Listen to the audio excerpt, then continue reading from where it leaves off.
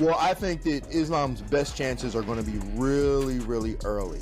And I said it, if he can get him down early. Now, the Craig Jones element is a hack. It is a cheat code.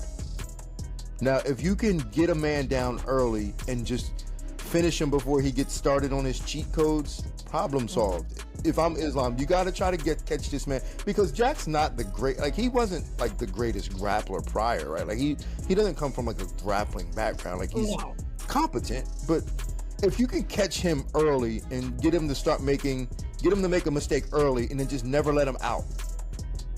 Never let him get to his cheat code. Yeah. That's where Islam's going to excel. Okay, so UFC 322 is just around the corner, right? We've got Islam Makhachev and Jack Della Maddalena, both deep in training, all focused on that welterweight title. Islam's trying to make history, aiming to be a two-division champ. Meanwhile, Jack, he's looking to defend his home turf. And get this, a lot of MMA pros are saying Islam really needs to finish this one early. Daint Thomas Sherrod, he totally agrees, thinking Islam's best bet is to get that early takedown and finish things up fast before Jones can even get going with his unique skills. Gets on top, like when Islam gets on top, a lot of guys just stop moving and they sort of take the time, and that, like, when you take that time, he's already onto the next bit and he's like pushing you down, and then, so I think, not move, like, never stop moving. I think it's the urgency. You're just going to be too, even if you have to give up your back to get into a grandy roar that he tries to, you just, because I think Volk did the same thing as well. Here in Perth, when I was watching that, I was like, he was trying to beat 2 moves or 3 moves ahead of Volk, but Volk was like 4 or 5 moves ahead, being like, cool, bop, bop, bop. And Volk was using his one butterfly just to like kick him off and out. For me, elevating the hips and stuff. Bro, beautiful, man. Again, I've got these fucking legs. I use butterflies once in a while. I have certain moves, but it's hard, especially when you have long legs, but I just have to train it. Now, Jack Della Maddalena was chatting with Israel Adesanya about Islam's scram control. Jack says nobody really freezes once Islam gets on top. He just dominates. So, for Jack, it's all about constant motion and staying urgent to avoid that whole trap. Adesanya totally chimed in, pointing out how Volkanovski stayed busy and used stuff like the butterfly guard to escape bad spots. He thinks Jack's quick reactions and his relentless pace are going to make it super tough for Islam to hold him down. Just so you have the endurance to do it. It's impressive, man. Yeah. And the way you do it as well, like I said, the urgency, I just don't think he's going to be able to keep you down. Yeah, exactly. He just keeps doing it, over and over again. I rewatched the Moicano fight. The speed with which he snatched up that Darce was like was not like anything I have ever seen before. That's a submission that usually takes like at least a second or two for people to kind of like, okay, is my arm through far enough? Do I have, like, you know, it just takes like a couple seconds to really make the adjustments and put the squeeze on and collect the legs and do all the things. I've never seen someone put a Darce on so fast. And it's not like Renato Moicano is some scrub on the ground. The man is a phenomenal grappler and jiu-jitsu artist. Islam's Darce and front headlock series is nasty. What's crazy is Laura Sanko was absolutely floored by how fast Islam Makhachev secured that dark courage choke. She pointed out that usually it takes a fighter a few seconds to really adjust, tighten up the hold, and then finish the submission. But Islam? He just executed it almost instantly. She called it one of the fastest dark courage she's ever seen, just highlighting his elite timing and incredible precision. I think he's one of the best fighters in the world. I don't look at it as like he's a different weight class. I just look at it as he's coming up to fight me in my weight class. I think it's a tough fight. I definitely think he's one of the best champions at the moment. Obviously he's vacated the belt, but he's like one of the long reigning champions. So I'm excited. Toughest fight of my career. Feel good. Feel like I got the right game plan now. It's just a matter of putting it together on the night. On top of all that, Jack Della Maddalena doesn't even see Islam Makhachev as some smaller fighter just coming up in weight. Nope, he sees him as a totally legitimate welterweight opponent. Jack really respects Islam's accomplishments and puts him right up there with the elite in the sport, knowing this is going to be his biggest challenge yet.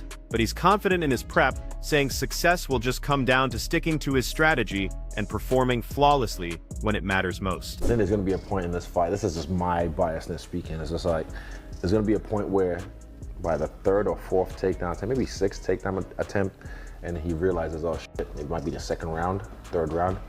Okay, this guy is not staying down. He's still right here. Yeah. You'll notice it. You know the feeling when like a guy decides, this guy's not going anywhere, and then you smell the blood in the water. There's gonna be a moment in this fight that will happen. I predict maybe third, fourth, sure. and then that's when you're gonna see him just Do the work. Yeah, that's it. Israel Adesanya also thinks Jack Della Maddalena is going to find a way to overcome Islam Makhachev's grappling as the fight goes on. He believes that after multiple takedown attempts, Islam will start to realize that Jack just keeps popping back up. And that's when Jack's going to recognize that shift in momentum and look to turn the whole fight in his favor. he will go all the way. But look at him now. I think you're gonna do some great things in the division.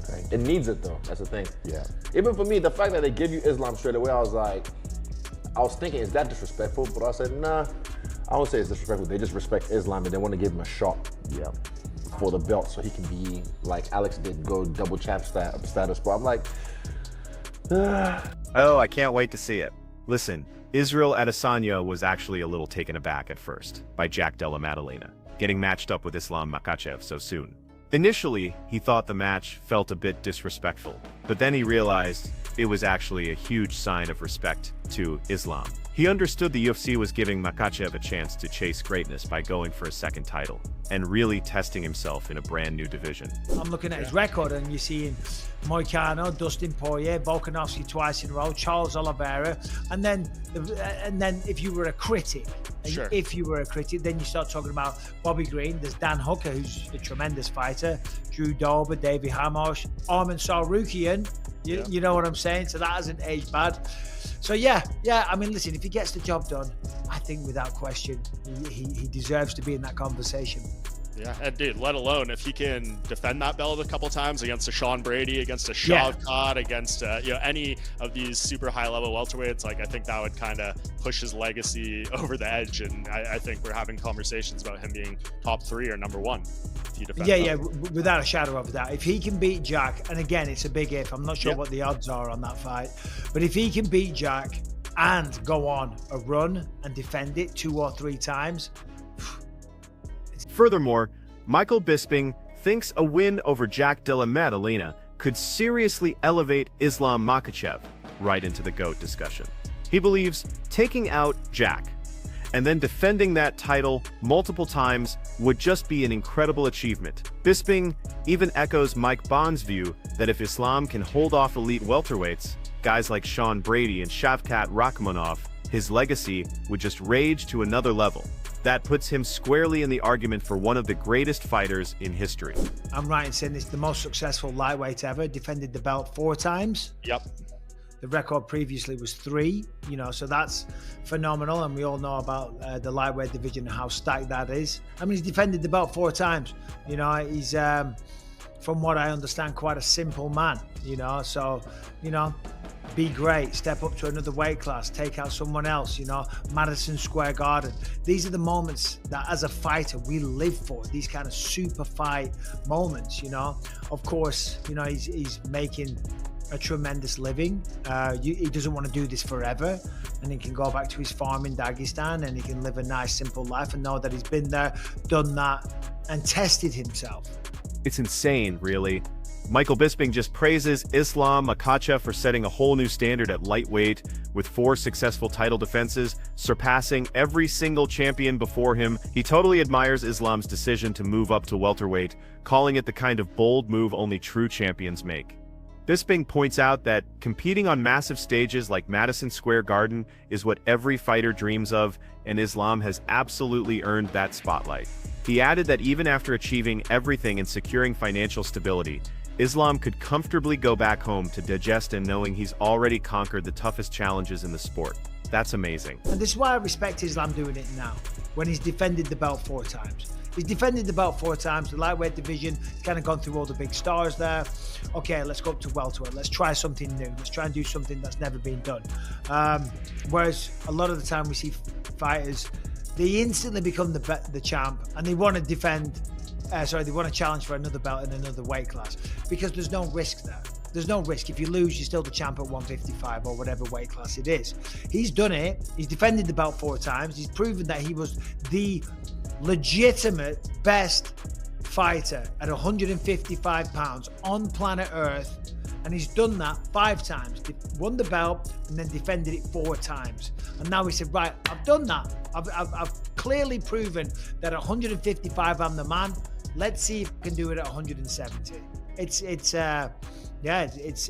incredible. That's exactly what we want to do as fighters. Michael Bisping just commends Islam Makhachev for stepping up to welterweight, describing him as the most successful lightweight in the sport's history. He really appreciates that Islam didn't take the easy route, just defending his belt in safer matchups. Instead, he chose to face tougher competition in a new division. Bisping views this move as a daring and historic step, proving that Islam is truly chasing greatness beyond what he's already achieved at 105. I think Jack, just because of the size advantage, like the later it goes, like that's the thing. Being the bigger, stronger guy, it's effective if you can make the other fighter carry your weight. Jack being a bigger guy, I feel like the longer the fight goes, Islam's not used to carrying that same amount of weight into deep waters. I feel like just Jack's frame and size will give him the advantage if it goes later into the fight. But Islam Makhachev is an incredibly smart fighter. On the feet, he's very hard to hit. He doesn't like getting hit at all. And then he's also very conservative on the ground. He's a very hard guy to touch. He's a very hard guy to start putting some damage on. But Jack Della, I feel like there's no one better than him right now at welterweight, and I see him winning this fight. Meanwhile, Dan Hooker acknowledges Islam Makhachev's super high fight IQ, but he still envisions Jack Della Maddalena taking the win at welterweight. He believes Jack's size and physical strength are gonna start making a huge difference over time, especially if Islam is forced to carry his weight. Hooker points out that Makhachev's striking defense and ground control are exceptional, making him really difficult to hurt or overwhelm. Even with all that, he's confident that Jack's overall skill set and natural power at 170 pounds will just be too much for anyone in that division to handle. The pressure's about the same, more for coming from Jack Della, because he's fighting the smaller guy. Like, you're not whenever a fighter moves up a weight class to challenge for that title, it's Jack defending his belt. He's warding off the enemy, and especially from a smaller weight class, he should be the guy with all the advantages coming into this. Makhachev, though, he's striving for greatness. He's striving for something that from someone from his team, like that's him. He's kind of been in Khabib's shadow for a very long period of time. So he's thinking, how do I step out of Khabib's shadow and surpass him and move up a weight class, become a double weight champion? Is something that Khabib never accomplished. Dan Hooker thinks Islam Makhachev's move to become a double champion is totally driven by his desire to create his own legacy, something beyond Khabib Nurmagomedov. He feels like Islam has spent so much of his career being compared to Khabib, and now he wants to accomplish something his mentor never did. By stepping up to welterweight and chasing a second title, Makhachev is really looking to define his own greatness and carve out a distinct place in UFC history. How do you think Islam does next weekend? JDM is a tough. He's not much of a puzzle, man. He's pretty basic, but he is brilliant and violent and devastating with the basics, man. A little bit of range, a little bit of reach on Islam, and I won't even sit there and say, because Islam's a different breed, man. I wouldn't sit there and say, oh, he's a 155er, so he's not used to going with 170 pounders. I would not be surprised if Islam, his entire career, has been sparring with 55, 70, 185, and 205ers, because the dude's kind of a nut. So I think I don't think strength or size is going to be the problem. It's really going to be the dichotomy between JDM's great striking abilities and is his takedown defense enough to stop the onslaught of wrestling that Islam's going to bring. Michael Chandler also leans slightly toward Jack Della Maddalena in this matchup, praising his no-nonsense style built on sharp fundamentals and powerful, efficient striking. He really admires how Jack uses his range to control exchanges while keeping constant pressure on opponents. Chandler recognizes that Islam Makhachev faces plenty of larger, stronger training partners, so physicality won't intimidate him. Still, he feels the key factor will be whether Jack can handle Islam's non-stop grappling pressure, all while maintaining his composure and effectiveness on his feet. How do you think he does that? I don't know how I see it playing out, but I hope JDM absolutely punches his little head in. Yeah, I hope JDM batters him. I think JDM's a much better boxer, and if he can keep it on the feet, then he will absolutely batter him, and I hope he does. Islam was chatting pony the other day, saying who have I beat when he got a title shot at lightweight off beating Bobby Green, someone who I beat faster than you little bum. So, how about that one, Islam? Get back down to lightweight and I'll punch your head in as well. And get this, Paddy Pimblett also throws his support behind Jack Della Maddalena, confident that Jack's crisp boxing will absolutely dominate the striking exchanges against Islam Makhachev. He seriously doubts Islam can keep up if the fight stays standing.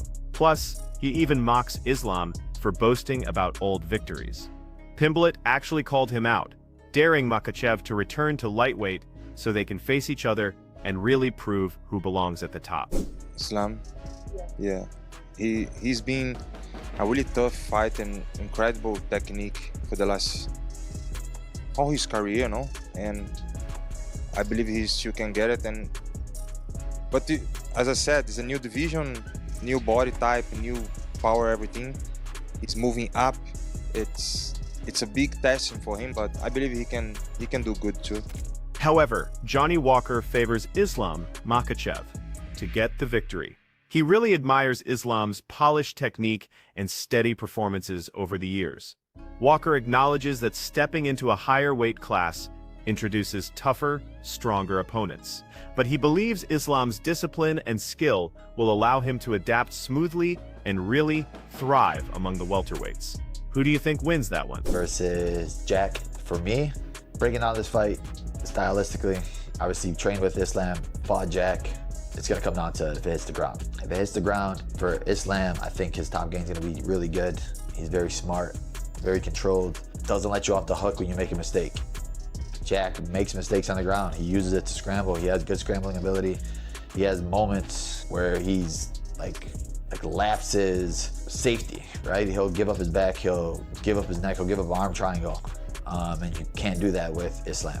Islam's gonna see that and he's gonna exploit it. I think if Islam comes out wrestling right away and forcing that takedown right away, making that work, it's gonna be a long night for Jack. Bilal Muhammad really broke down the fight between Islam Makhachev and Jack Della Maddalena, emphasizing that Jack just has to be absolutely flawless once the fight goes to the ground.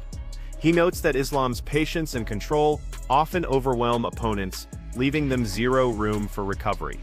Bilal highlighted that Makhachev rarely misses an opportunity to capitalize, while Jack still tends to expose himself in dangerous positions. He warned that those small lapses are exactly what Islam can turn into fight-ending moments. You think Islam translates up to welterweight, or you think that's not going to work out against JDM? No, I think JDM's going to beat him, to be honest.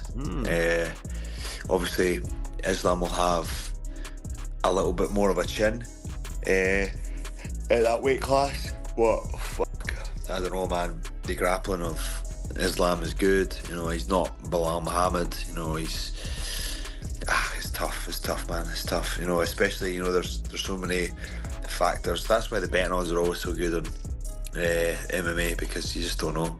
Yeah. Chris Duncan expects Jack Della Maddalena to get the win over Islam Makhachev, though he admits it's a really tough matchup to predict. He gives Islam credit for his durability and elite grappling, noting that moving up in weight could actually make his chin even stronger. Still, Duncan points out that anything can happen in MMA, making the outcome far from certain, despite him leaning toward Jack. And you're a big 55-pounder, so you think... From a technical side, this fight is intriguing because what we're seeing out of Jack Della Maddalena is a totally different style of fighting and body type than what we've seen Islam compete against at 155. Yeah. Now, Jack is a very high-level striker, and we've seen him have a ton of success at 170 against other great strikers and grapplers, but nobody at Islam Makhachev's level. Now, skill for skill, most people still have Islam Makhachev as the most well-rounded fighter in the UFC. But this style versus style is very intriguing because Islam has had trouble against rangy strikers, people who can extend their punches and find his target at the end of his strikes. Nick Barnhill views this clash between Islam Makhachev and Jack Della Maddalena as an intriguing test for both men. He believes Jack's build and striking style bring a lot of problems Islam really hasn't faced yet. While he regards Makhachev as one of the most well-rounded fighters in the sport, he finds this matchup especially interesting because longer, technically skilled strikers have sometimes managed to trouble Islam in the past. Fight camp is going to dictate where this fight takes place. Islam is not like most guys where once they start finding knockouts or once they start having a lot of success with their feet, they wind up becoming knockout artists. Islam still knows his best way to win this fight is by taking Jack to the ground and cooking him and then basically finding a submission or some ground and pound. I don't see Islam going out there trying to just strike with the high-level striker, but I also don't see him selling out for a takedown. I think Islam's going to go out there and be measured the way we saw him against Volk in the second fight. He's going to stay on the outside. He's going to look to strike and throw some kicks.